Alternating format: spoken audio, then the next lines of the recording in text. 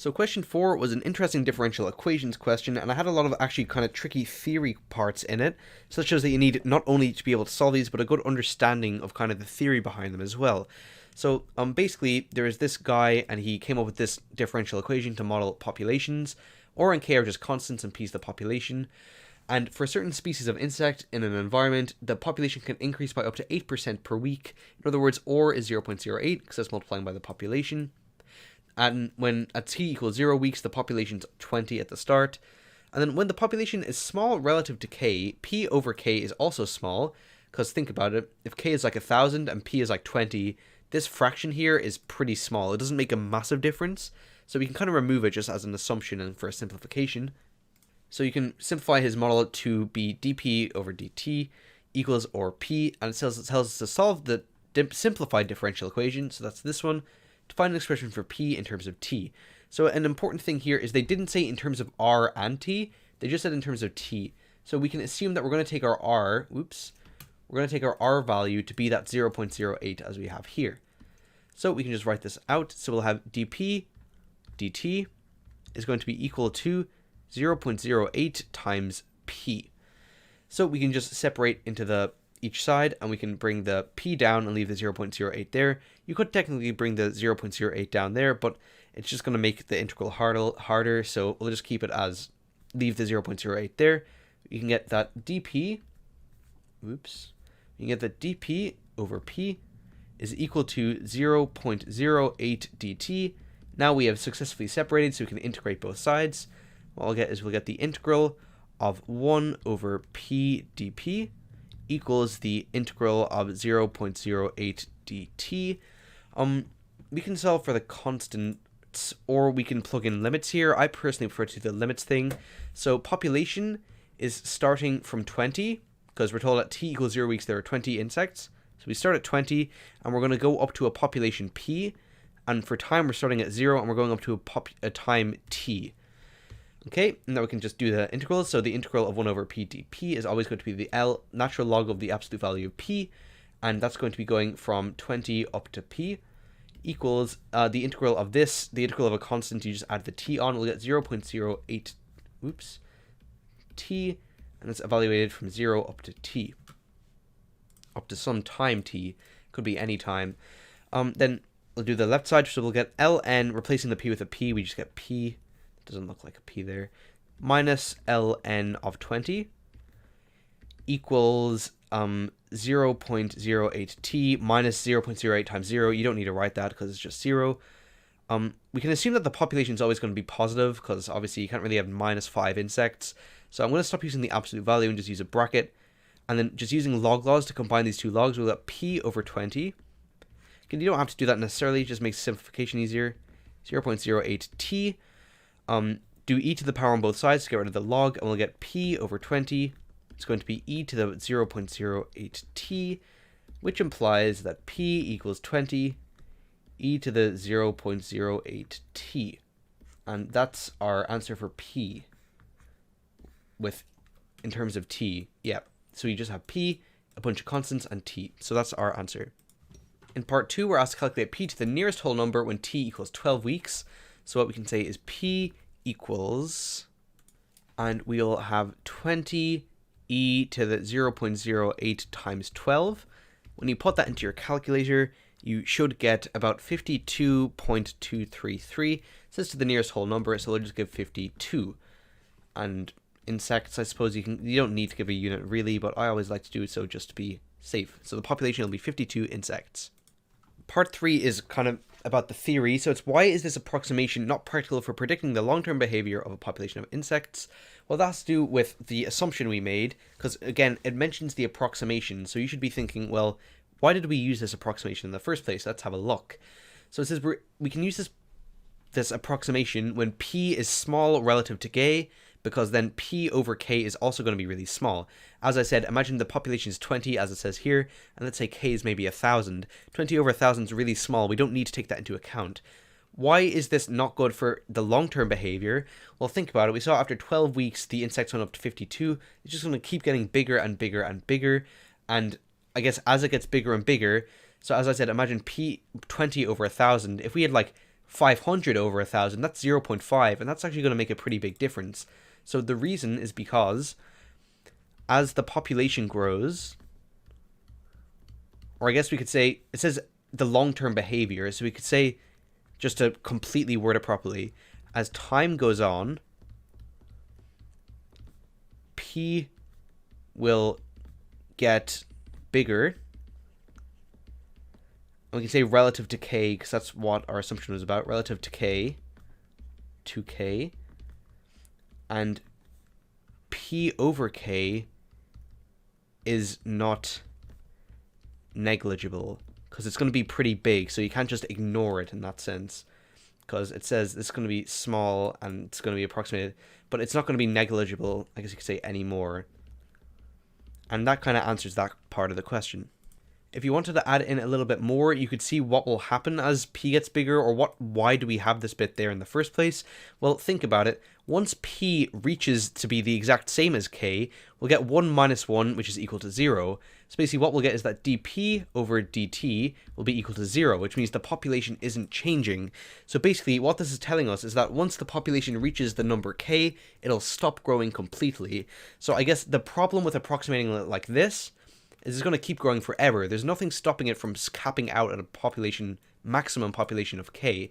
So you could say, if you want to add on to that, it'll keep growing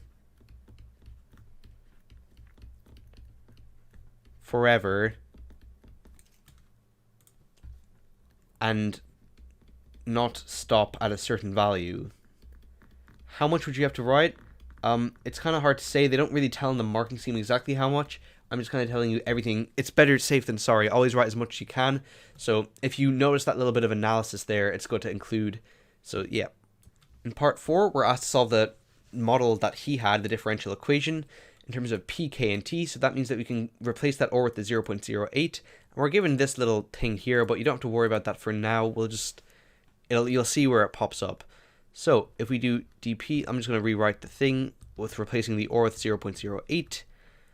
P times 1 minus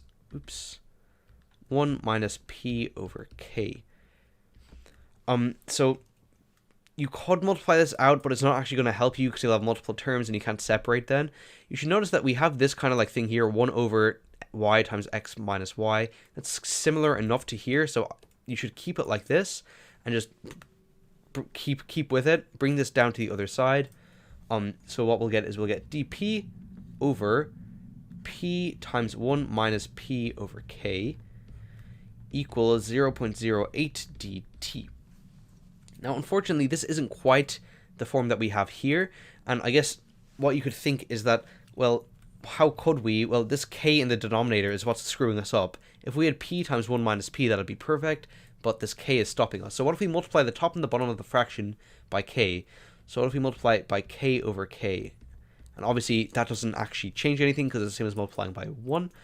What we'll get is we'll get K dP over, and then what we'll have is we'll have Kp times 1 minus P over K, which is equal to 0.08 dt. Now, if we multiply this K into the bracket, you'll see that it works out quite nicely. So we'll have K dP over P times, then we'll have K minus P, because K times 1 is K, and then the K's will cancel. And now we have that nice form that we have in the question that they give to help us. We have P times K minus P, here we have y times x minus y. We can use that formula to simplify this. So I guess just to make it a bit more clear, what we'll have is K dP times 1 over P times K minus P. That's going to be equal to K dP times, and I'm going to replace this fraction with what we have up here. So we'll have 1 over, and then x in our example is just the K, so we'll have 1 over K times 1 over y, and the y in our case is P, 1 over P, yeah, actually this is okay, 1 over P plus 1 over x minus y is just K minus P. And that's still equal to 0.08 dt. The K and the K cancel, which is nice, and what we get is dP or how will we write this? Okay, we'll have 1 over p plus 1 over k minus p, this whole thing times dp equals 0.08 dt. Let's integrate both sides. We're told, it doesn't say that we should have a constant, we should just have p, k, and t, so we can assume that we'll be using the same information as here. T equals 0, there'll be 20 insects. So we'll be starting at a population of 20 and going up to a population p, and we'll be starting at a time 0 and going up to some time t. So let's just do these integrals. So the integral 1 over p, of course, is just ln, and we don't have to say the absolute value of p, we can just say of p, because p is the population, plus, and then we have 1 over k minus p. Now we have to be careful here. We have to do a u substitution, which you can do in your head if you get good at it, but for the sake of the video, I will do it out. So we'll have the integral of 1 over k minus p dp. Now, we don't know how to integrate this because of the stuff on the bottom, so we'll set that to be our u. We'll say u equals k minus p. Therefore, du equals minus p. Or sorry, minus 1. Minus dp. Okay, I'll do it again just a bit slower. Then we'll have du over dp equals minus 1. Because this is a constant, so it goes, and then the derivative of minus p is just minus 1. Therefore, du is equal to minus dp, so we can replace the dp with a minus du in our original thing. So we'll have the integral of 1 over, and k minus p is just our u, times minus du, which is equal to minus the integral of 1 over u du. Because the minus is just a constant, you can take it outside. You don't have to do that, but it just makes it a bit easier. So we'll get minus ln of u plus c, which is equal to minus ln of k minus p. If you're doing it quickly in your head, you'd see that the derivative of k minus p is minus 1. So we'd, instead of having a plus here, we just have a minus. Or you can do it the long way like I did there. It doesn't make a difference. So we'll have minus ln of k minus p. Now we don't have to do the plus c because we are, remember, using our limits here of 20 up to p. So we don't have to worry about the constant. So we can move this here, equals, and then we'll just have 0.08 t for that integral from 0 up to t. Here, we can combine these into one fraction just before we sub in our values. It'll make it a bit easier. We'll have ln of p over k minus p equals, sorry, we're still evaluating that from 20 up to p, equals 0.08 t, because when you plug in t, it's the same. Plug in 0, you get 0. So we'll get ln of p over k minus p minus ln of 20 over k minus 20, just plugging in the 20, equals 0.08 t. You can combine these natural logs, although it'll probably end up being a bit messy, but oh well. Ln, or we could just do e to the power on both sides now, but I think it's, I'll do e to the power on both sides now. It'll just be, with the fractions over the fractions, it's probably just easier. So what we'll have is we'll have e to the power of ln of p over k minus p minus ln of 20 over k minus 20 equals e to the power of 0.08 t. We can separate these fractions. We can get, or these powers, p over k minus p. Subtracting power is the same as dividing. E to the ln of 20 over k minus 20 equals e to the 0.08 t. Those e's and ln's on the left side, they'll all cancel. We'll get that p over k minus p. We actually ended up getting the exact same thing as even if we did combine the ln's, but ah well. 20 over k minus 20 equals e to the 0.08 t. Bring that big bottom of the fraction up. We'll get the p over k minus p equals 20 e to the 0.08 t over k minus 20. Bring the k minus p up, and we're going to have to do a lot of simplification. P equals k minus p over k minus 20, and this is multiplied by the 20 e to the 0.08 t. we have to get p by itself, so we do have to expand this out, unfortunately. P equals, we'll have k times that big mess. We'll have k times 20 e to the 0.08 t over k minus 20 minus p times 20 e to the 0.08 t over k minus 20. Yep. And then we can just bring the p to the other side, and we'll factor out the... So I'm going to bring this term to the other side, and then factor out a p. So we'll get p times 1 plus 20 e to the 0.08 t over k minus 20. That's equal to k times 20 e to the 0.08 t over k minus 20. I guess we don't even need to write it like this. We can just write 20k e to the t, 20k e to the t. This is possibly one of the worst differential equations ever, dear lord. And then we can just divide both sides by this, although that's going to be a messy looking, so maybe there's a nicer way to do it, but there will be. Okay. Again, you don't need to do all this simplification, but I'm just going to do it. I'm going to write this 1. I'm going to combine it with this fraction by writing it as k over k minus 20 over k minus 20. So we'll have k. It's just a algebra maths thing. K minus 20. And then just add it to here. So k minus 20 over k minus 20. That's the same as just writing 1. So we're allowed to do that. Now we'll get the p equals this thing. And this is where it works out quite nicely. Divided by this thing. And of course, when you're dividing fractions like this, that's the same as flipping this one upside down. So we'll get multiplied by k minus 20 over this thing. The k minus 20s will cancel. And we'll get that p equals 20k e to the 0.08 t divided by k minus 20 plus 20 e to the 0.08 t. And that is our answer for p in terms of t and k. Yep. In part 5, we're told that p is 39 insects when t is 12 weeks. Calculate the value of k to the nearest whole number. So we don't really want to do all the messing around with this again. So we can actually take any, because we didn't change anything really when we were going through this, we can just go to any point where k might be easy to solve for.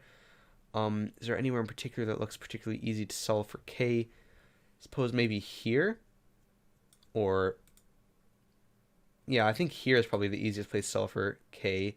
So I'm just going to take this part of our equation. So you can just write this underneath. You could just write that this is true from the previous part. We're going to replace p with 39 and t with 12. So we'll have 39 equals k minus 39 times 20 e to the 0.08 times 12 all over k minus 20. Or, you know, I'm going to skip a step. I'm going to bring the k minus 20 up here times the 39.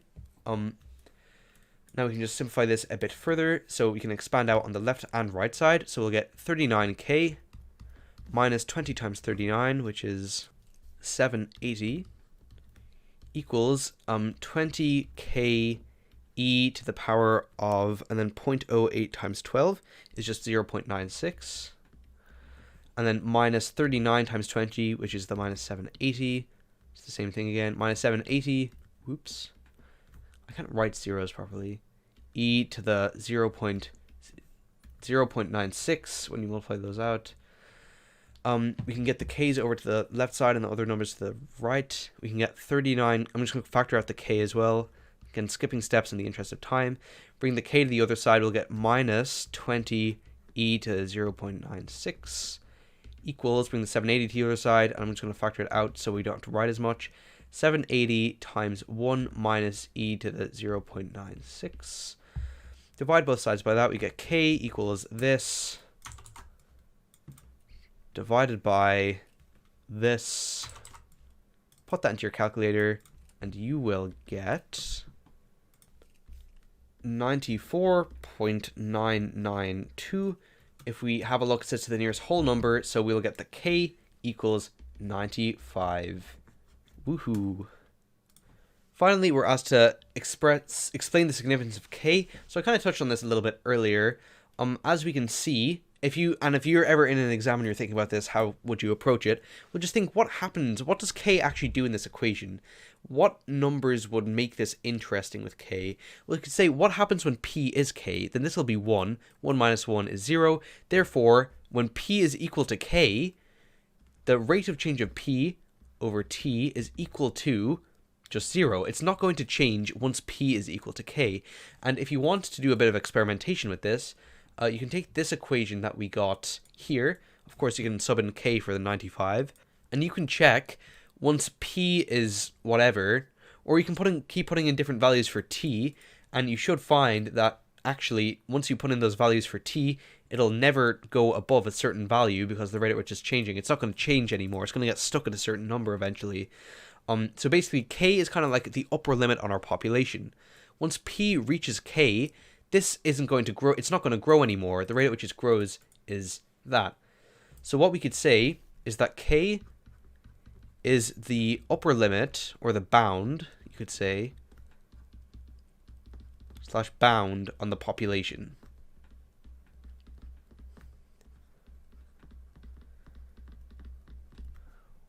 Once the population reaches k,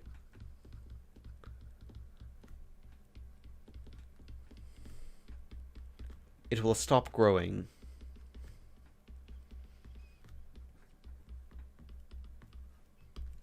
And that's it for question 4.